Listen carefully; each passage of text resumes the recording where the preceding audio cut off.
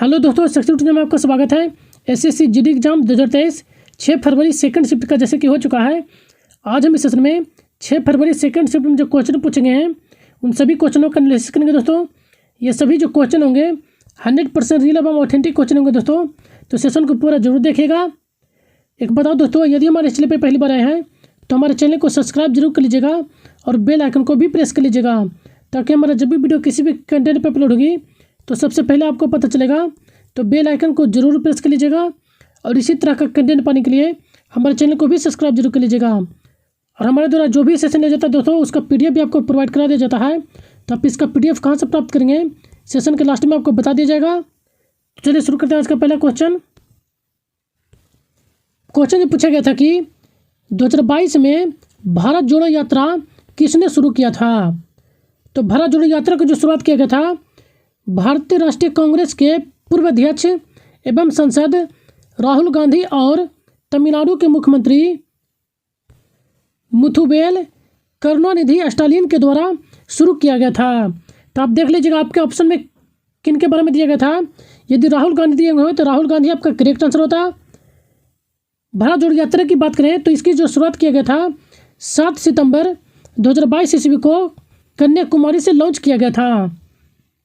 भारत जोड़ो यात्रा जो है एक जन आंदोलन था, जिसका उद्देश्य नई दिल्ली में भाजपा के नेतृत्व वाली केंद्र सरकार की कथित विभाजनकारी राजनीति के खिलाफ जो है देश में एकजुट करना था।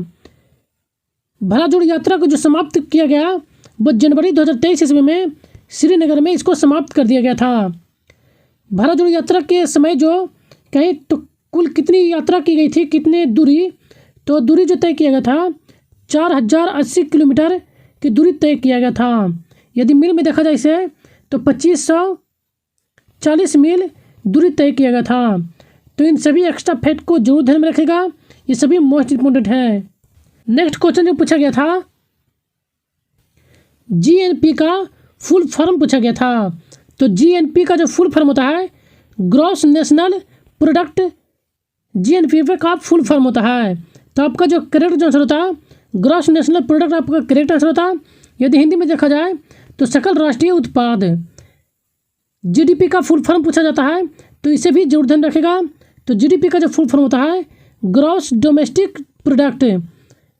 और यह भी पूछा जाता है एनएनपी का फुल फॉर्म भी मोस्ट इंपोर्टेंट है। तो एनएनपी का फुल फॉर्म याद रखेगा। तो इसका जो फुल फॉर्म होता है नेट नेशनल प्रोडक्ट्स होता है। तो इन सभी का फुल फॉर्म जरूर ध्यान में रखेगा।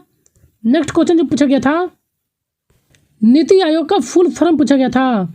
तो नीति आयोग का जो फुल फॉर्म होता है National Institution for Transforming India. तो National Institute for Transforming India आपका करेक्ट आंसर होता। नीति आयोग का जो गठन किया गया था वर्ष 2015 में योजना आयोग को समाप्त कर नीति आयोग का गठन किया गया था। नीति आयोग के जो अध्यक्ष होते हैं वे भारत के प्रधानमंत्री होते हैं। तो वर्तमान समय में जो है भारत के प्रधानमंत्री नरेंद्र मोदी हैं।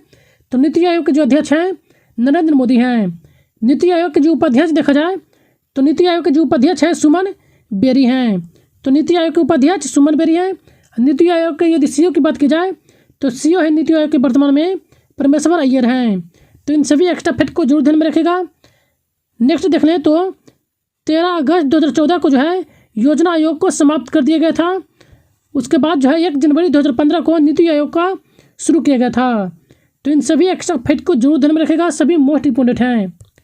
नेक्स्ट क्वेश्चन जो पूछा गया था खेलो इंडिया यूथ गेम्स में कितने साल के खिलाड़ियों को खेलने की अनुमति है। तो खेलो इंडिया यूथ गेम जो था पहले खेलो इंडिया स्कूल गेम के नाम से जाना जाता था। खेलो इंडिया स्कूल गेम का नाम जो है 2019 में बदलकर खेलो इंडिया यूथ गेम कर दिया गया।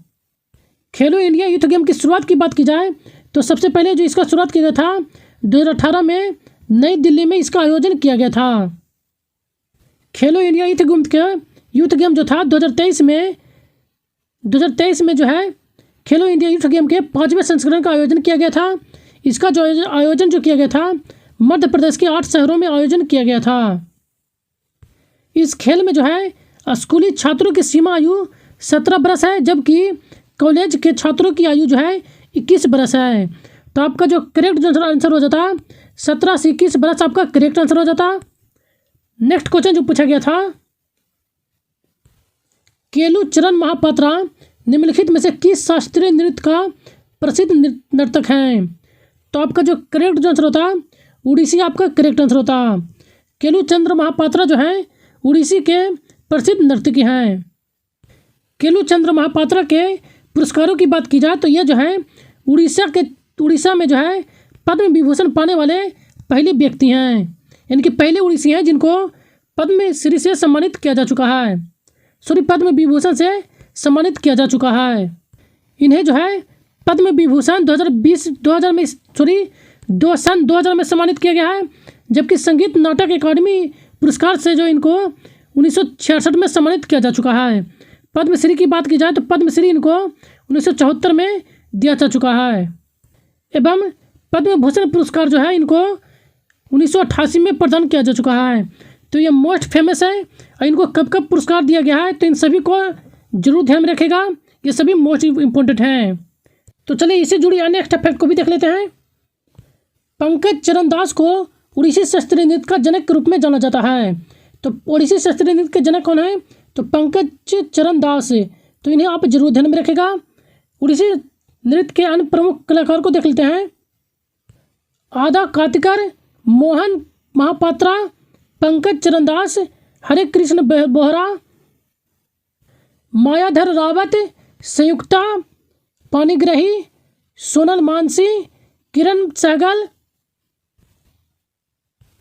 माधवी मुग्दल, रानी कर्ण, कालीचरण पटनायक, इंद्रानी रहमान,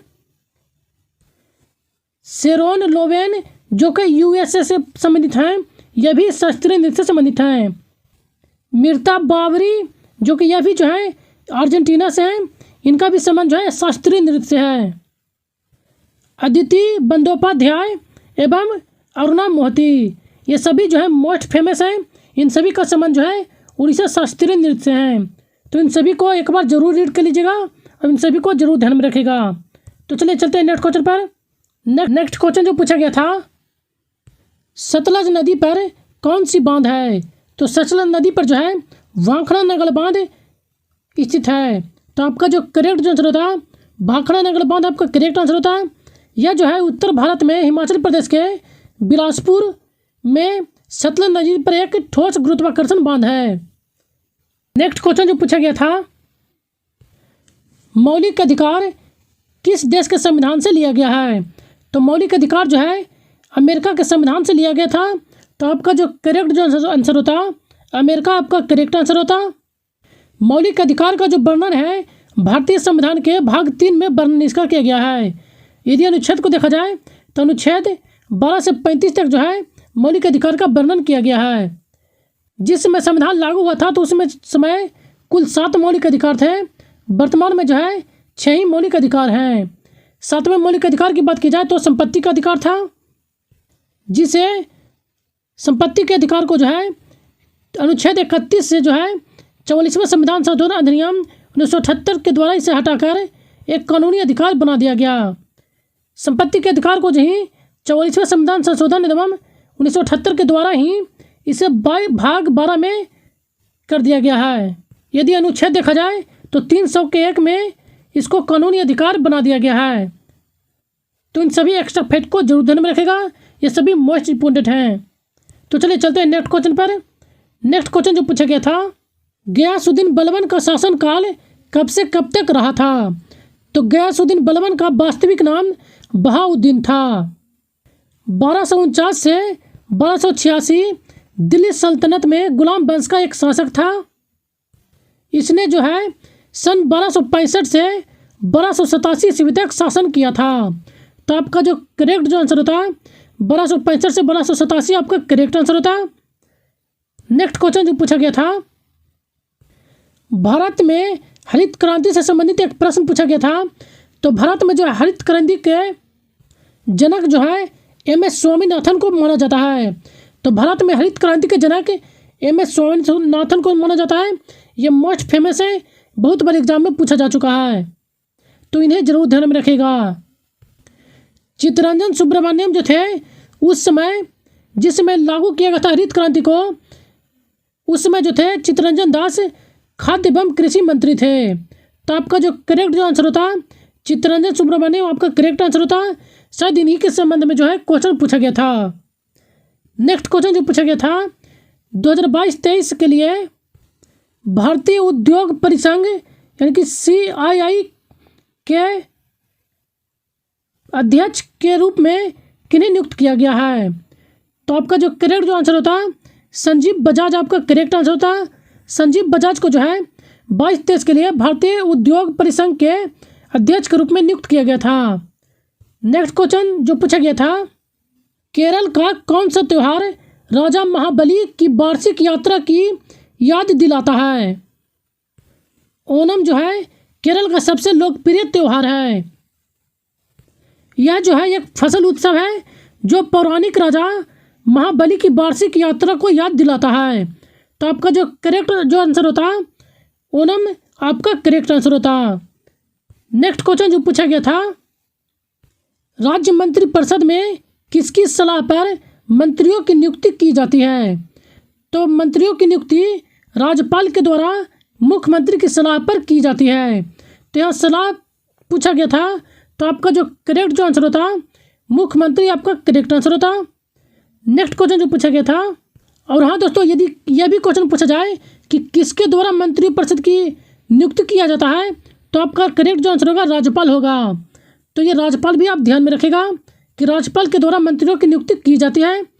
और सलाह पूछा गया है तो मुख्यमंत्री आपका करेक्ट आंसर होता। नेक्स्ट क्वेश्चन जो पूछा गया था नवंबर 2022 में जम्मू कश्मीर के कटरा में ई गवर्नेंस के 25वें राष्ट्रीय सम्मेलन का उद्घाटन किसने किया? तो केंद्रीय मंत्री जितेंद्र सिंह के द्वारा जो है जम्मू कश्मीर के कटरा में ई गवर्नेंस के 25वें राष्ट्रीय सम्मेलन का उद्घाटन किया गया था। तो आपका जो करेक्ट जो आंसर होता जितेंद्र सिंह आपका करेक्ट आंसर होता। नेक्स्ट क्वेश्चन जो पूछा गया था खो खो में ग्राउंड में बैठे खिलाड़ियों को क्या कहा जाता है? प्रत्येक मैच जो है यह 4 पारियों में खेला जाता है। प्रत्येक पारी 7 मिनट की होती है और प्रत्येक टीम 2 पारियों में बैठती है और 2 पारियों में भागती है। बैठने वाली टीम के खिलाड़ी मेजर या एक्टिव चेंजर कहलाते हैं और भागने वाले खिलाड़ी जो हैं रनर कहलाते हैं। तो आपको जो है बैठने वाले खिलाड़ी के बारे में पूछा गया था तो मेजर आपका करेक्ट आंसर होता। यदि मेजर ऑप्शन में नहीं दिया गया था तो एक्टिव चेंजर आपका करेक्ट आंसर होता। तो आप देख लीजिएगा कि ऑप्शन में आपको क्या दिया गया था। नेक्स्ट क्वेश्चन जो पूछा गया था अंग अंग खाली स्थान होना ये दिया गया था, इसको पूर्ण करने के लिए बोला गया था मुहावरे को। तो इसका पूर्ण जो होता अंग अंग ढीला होना आपका करेक्ट आंसर होता, यानी कि खाली स्थान पर जो है ढीला शब्द आता। यदि इस मुहावरे के अर्थ की बात की जाए तो बहुत थक जाना इस मुहावरे का अर्थ होगा। तो इसका अर्थ भी जरूर ध्यान में रखेगा। नेक्स्ट क्वेश्चन जो पूछा गया था रक्त का पर्यायवाची शब्द कौन नहीं होता है? तो रक्त का जो पर्यायवाची शब्द होता है लहू या खून होता है। तो आपका लहू या खून को छोड़कर जो भी आपके ऑप्शन में दिए होंगे वो आपका करेक्ट आंसर होता। नेक्स्ट क्वेश्चन जो पूछा गया था पर्वत का पर्यायवाची शब्द निम्न में से कौन नहीं है? तो पर्वत का पर्यायवाची शब्द देख लेते हैं कौन कौन से होते हैं। तो शैल, नग, धूसर, पहाड़, अंचल, महीधर, गिरी, भूमिधर, तुंग आदि जो होते हैं ये सभी पर्वत के पर्यायवाची शब्द होते हैं। तो आपके ऑप्शन में जो दिया गया था अमन दिया गया था, तो अमन आपका करेक्ट आंसर होता। आज हमें बस इतना ही क्वेश्चन मिले बच्चों के द्वारा। दोस्तों यदि कंटेंट पसंद आया हो तो हमारे चैनल को एक लाइक जरूर कीजिएगा और चैनल को अपने दोस्तों के साथ भी अधिक से अधिक शेयर कीजिएगा ताकि इसका सभी बेनिफिट उठा सकें। और इसका PDF जो है हमारे टेलीग्राम चैनल पर प्रोवाइड करा दिया जाता है। तो टेलीग्राम चैनल का लिंक डिस्क्रिप्शन में दे दिया गया है, तो आप वहाँ से जाकर हमारे टेलीग्राम चैनल को ज्वाइन जरूर कर लीजिएगा। और यदि हमारे चैनल पर पहली बार आए दोस्तों तो इसी तरह का कंटेंट पाने के लिए हमारे चैनल को सब्सक्राइब जरूर कर लीजिएगा। और कोई भी सुझाव यदि करी हो तो हमें कमेंट बॉक्स में अपना सुझाव जरूर दीजिएगा दोस्तों।